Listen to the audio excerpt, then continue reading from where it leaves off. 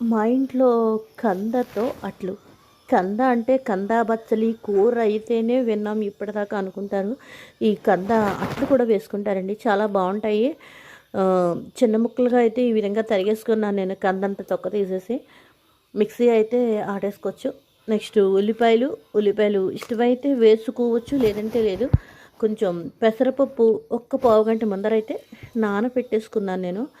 ఆ పైన ఇందులో జీలకర్ర అయితే వేస్తానండి, చాలా బాగుంటుంది. మిరపకాయలు, పచ్చిమిరపకాయలు కాకుండా ఇవి ఎండుమిరపకాయలు వేసుకుంటే కారం కూడా చాలా బాగుంటుంది. ఈ పైన కొంచెం రోస్టెడ్గా ఇందులో కొంచెమే ఒక 2 స్పూన్లు 3 స్పూన్లు వేస్తే మనం కంద అట్టు వేసేటప్పుడు రోస్ట్గా వస్తుందండి. అందుకని ఈ విధంగా బియ్యం పిండి, కొంచెం ఉప్పు అయితే లైట్గా పడుతుంది అనమాట. అంతేనండి.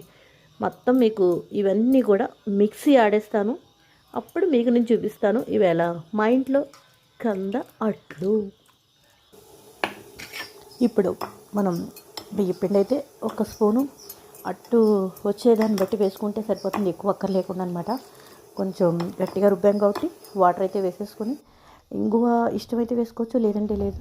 ఆ పక్కన కొత్తిమీర రసం అయితే పెట్టారండి, చాలా చాలా బాగుంటుంది.